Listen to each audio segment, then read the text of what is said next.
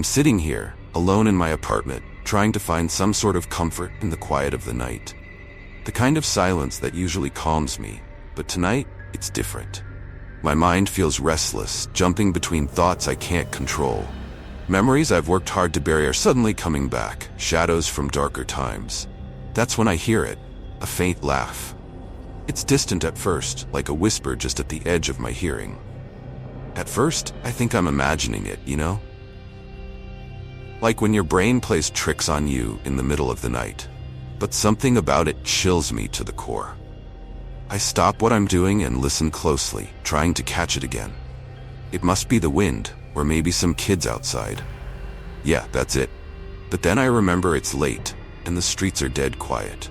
I check the doors and windows, all locked. That should ease my nerves, but it doesn't. Instead, this uneasy feeling settles deep in my gut. Something just feels off. And then I hear it again. But this time it's clearer. Closer. Like it's inside the house. My heart starts racing, but I tell myself it's just stress. Or maybe exhaustion. I've been going through a lot lately, and weird things happen when your mind's not right. I sit back on the couch, but I can't shake the feeling that something is very wrong. Before I head to bed, I glance around the room, almost like I'm expecting to see something that explains it all. But there's nothing, just the same old room, filled with shadows and silence. Still, as I turn off the lights and crawl into bed, I can't shake the sense that I'm not really alone. I awoke in the depths of the night, my heart pounding violently against my ribs. It was that sound again. A laugh, soft yet piercing, echoing through the silence. This time, it was unmistakable, as if it had materialized from the very fabric of the shadows surrounding me. It clung to the air, a grotesque mockery of innocence, twisting into something dark and malevolent. My pulse quickened, an instinctive dread clawing at the edges of my mind. I sat up in bed, straining my ears as the laughter lingered in the hallway, each note drifting in and out like a ghostly refrain. For a moment, I considered the absurdity of it all, the possibility that it was some figment of my weary imagination, a cruel trick played by my own fractured psyche. But the sound, it was too real, too tangible, haunting every corner of my consciousness. I rose hesitantly, my feet barely brushing the cold floor as I moved toward the door. The wooden frame felt unnaturally heavy under my hand, as if the very house were conspiring against me, locking me in with my growing terror. The hallway stretched before me, dark and foreboding, its shadows alive with the echoes of the disembodied laughter. The walls, once familiar, now seemed to close in, suffocating me with an invisible force. I felt as though I were standing on the precipice of some unseen abyss, my sanity teetering dangerously close to the edge. As I stepped out, the sound seemed to dance just beyond my reach, playful yet menacing, as though the very air were taunting me. I could hear it shift from one room to another, always evading me, always just out of sight. I followed, with slow, deliberate steps, each creak of the floor beneath me amplifying the pounding in my chest. "Where?" I whispered, half to myself, half to the darkness that surrounded me. But no answer came, only that sinister laughter, growing fainter now, as though mocking my futile search. I passed door after door, my trembling hand brushing against each frame, hoping, dreading, that I might find something, anything, to explain this unnatural occurrence.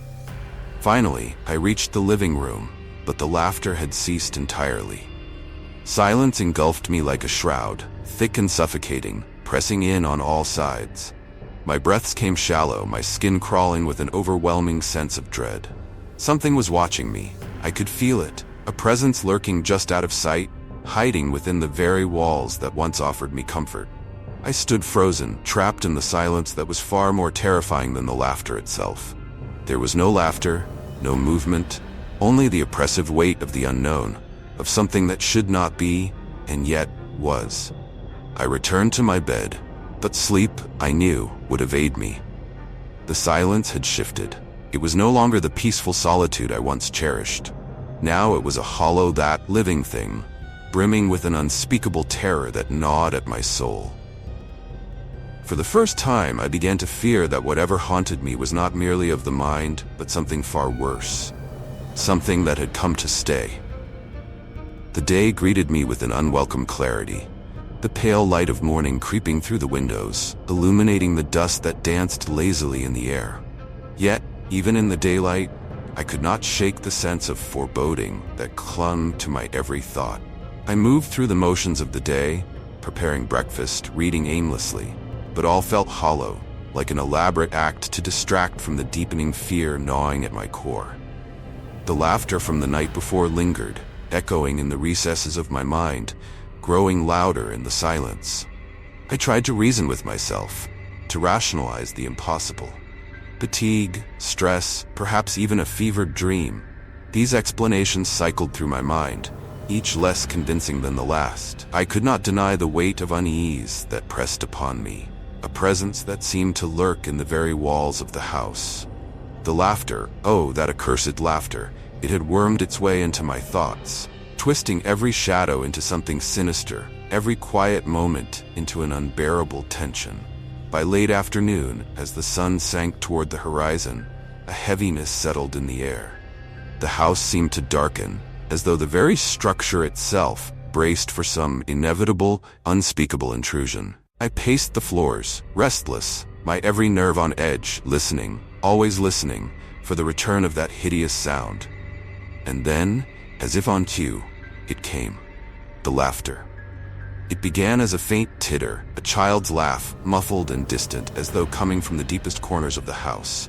This time, however, it did not seem confined to the corridor. No, it seemed to emanate from the room I avoided most, the guest bedroom. A place I had not entered in weeks, a place left untouched and forgotten. Now, it beckoned. With every step I took toward the door, the sound grew clearer, more insistent. It reverberated through the halls, filling every crack, every inch of space, growing louder, more malicious, until it became a maddening cacophony of joy, a joy that belonged to no living soul. My hand trembled as I reached for the door, my fingers brushing the cold metal knob. For a moment I hesitated, fear rising like bile in my throat. But I could not turn back. I had to know. Slowly I twisted the knob and pushed the door open, the hinges creaking in protest. The room was empty, just as it should be, and yet the laughter persisted, echoing against the bare walls, filling the room with an invisible presence.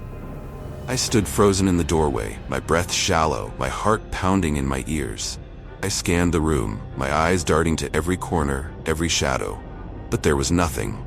Nothing but that infernal laughter, bouncing off the walls as if it had a life of its own. The sound grew louder, more taunting, until it felt as though it would split my skull. I pressed my hands to my ears, desperate to shut it out, but it was useless.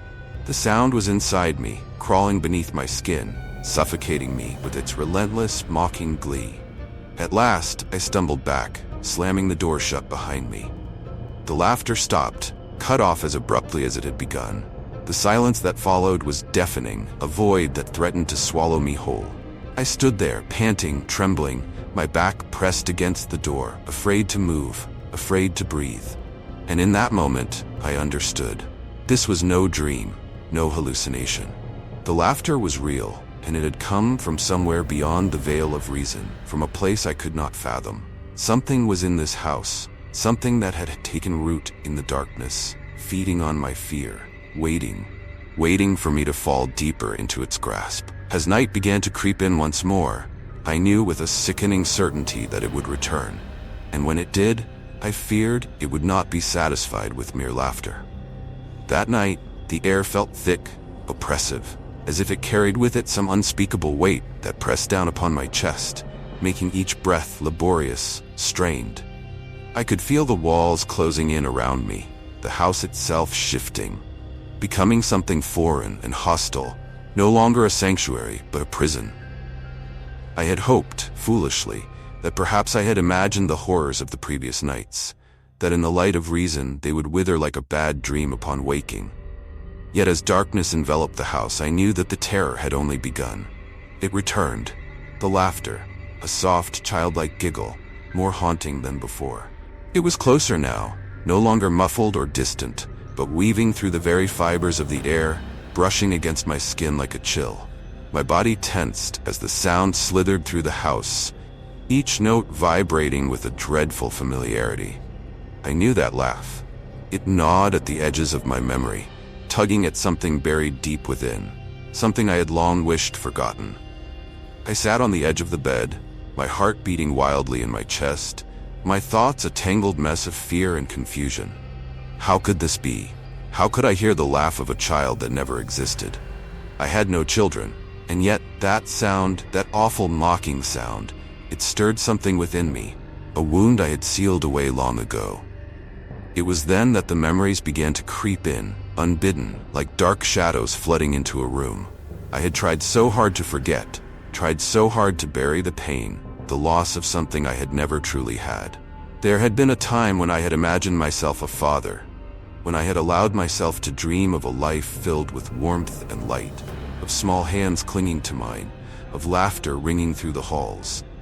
But that dream had shattered before it could ever take shape, leaving behind only emptiness, a void I had spent years trying to fill with distractions, with anything but the truth. Now that void had returned, and with it, the laughter, a grotesque reminder of what could never be. I stood, my legs trembling beneath me, and moved slowly through the house, the sound pulling me, beckoning me toward the guest room once again. My breath hitched in my throat as I reached for the door, my hand trembling on the knob. I knew what waited beyond it. Nothing.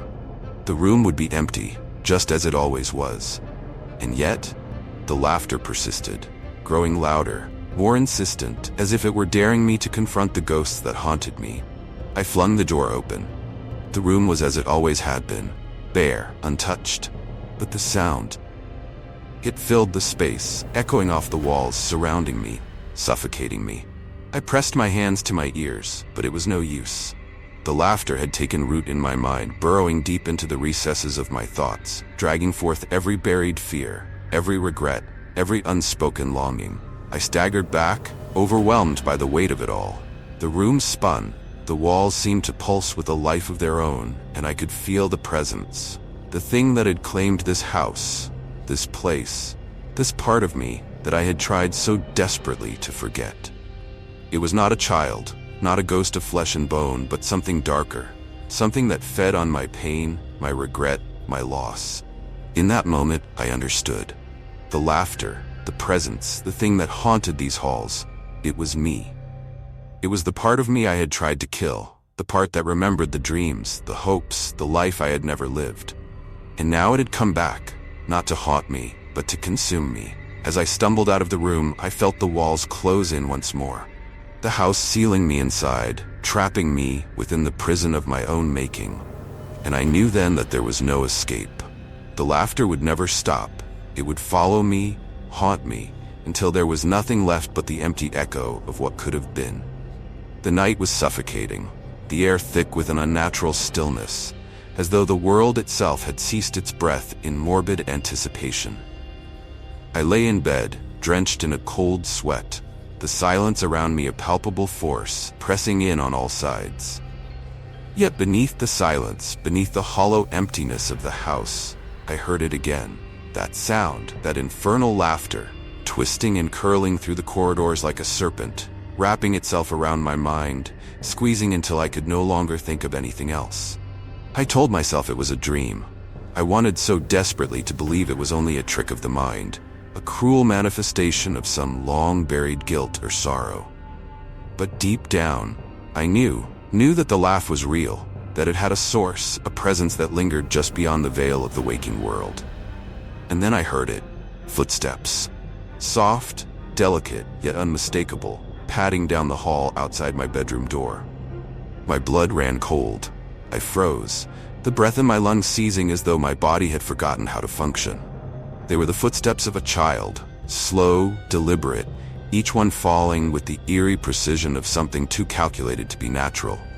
I sat up, my pulse roaring in my ears, my heart hammering against my ribs as though it might burst forth in its terror. The footsteps continued, closer now, drawing nearer to my door, their pace unhurried, almost playful, as if mocking my fear. My eyes darted to the door, half expecting it to burst open at any moment, yet nothing stirred. I could not remain still. Driven by a compulsion I could neither understand nor resist, I rose from the bed, my legs trembling beneath me, as though the very ground had become unstable.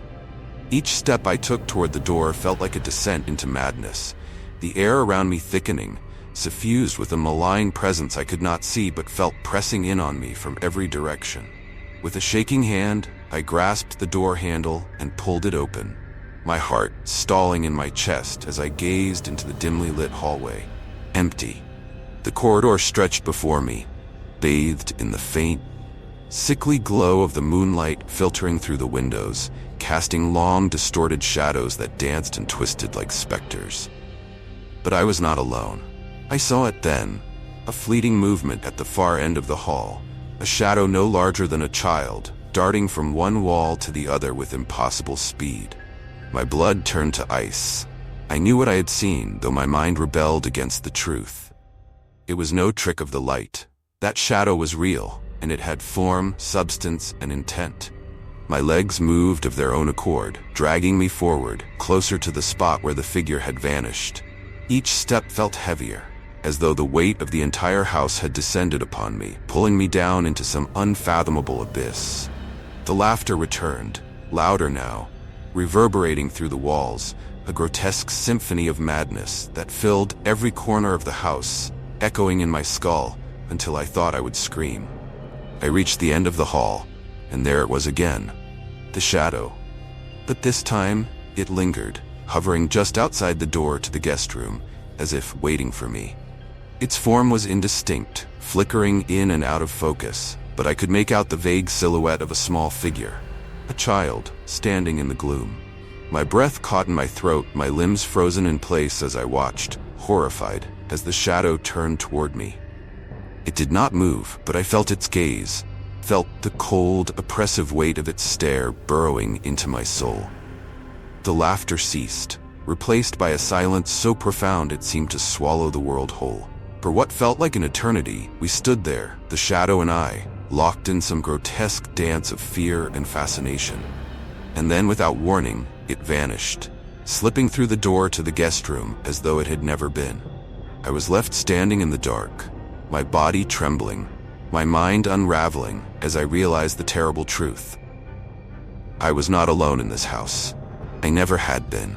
Something had taken root here, something ancient and malevolent, feeding on my deepest fears, twisting them into a living nightmare.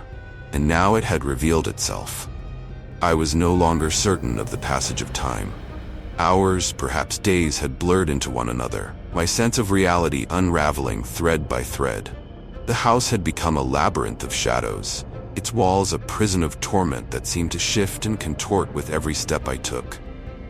I could feel it now, an unseen presence that lingered in the air, always just out of sight, breathing in the same space I inhabited, feeding on my fear.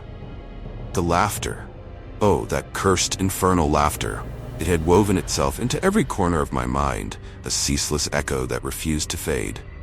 It was no longer merely a sound, it had become a living thing, slithering through the walls, crawling beneath my skin, scratching at the fragile borders of my sanity. Every moment it grew louder, more insistent, filling the very marrow of my bones with dread. I paced through the halls like a man possessed, my hands trembling, my breath coming in shallow, ragged gasps. The shadows danced around me, mocking my every move, their shapes twisting into grotesque figures that whispered and cackled in the dark corners of the rooms. My heart pounded in my chest, its rhythm erratic, as though it too were succumbing to the madness that had overtaken my mind. I wanted to escape. I needed to escape. But no matter how many times I turned the lock, no matter how many times I hurled myself at the door, it would not open. The house would not let me leave. I was a prisoner, bound by forces I could neither see nor comprehend, and the terror of it all gnawed at the edges of my reason. I could feel the presence now, closer than ever. It was no longer hiding in the periphery, no longer content to remain an invisible tormentor. It was moving toward me, its approach deliberate and slow, like a predator savoring the inevitable moment of its kill. My skin prickled with the cold, my breath visible in the sudden chill that filled the air. I dared not move, dared not turn my head, but I knew it was there, lurking just beyond my vision. And then I heard it, soft, delicate footsteps, creeping down the corridor once more. They were unmistakable now, as real as my own heartbeat, as chilling as the grave itself. Slowly, with a dread I cannot describe, I turned toward the sound, my blood freezing as I glimpsed it in the gloom. A child's figure stood before me. It was small, fragile, with a shadowed face that I could not fully see, though its presence exuded an overwhelming malevolence. Its eyes, dark, bottomless voids, seemed to pierce through my very soul, revealing every fear, every sin I had ever buried. The laughter, the horrible, skin-crawling laughter, bubbled from its throat, though its lips never moved. It was as though the very air around it carried the sound, thick and suffocating. I tried to move, but my body refused. I stood frozen, helpless, as the figure crept toward me. Each step deliberate, each movement a testament to the torment it had brought into my life. It was then that the memories surged back, crashing over me like a tidal wave of despair.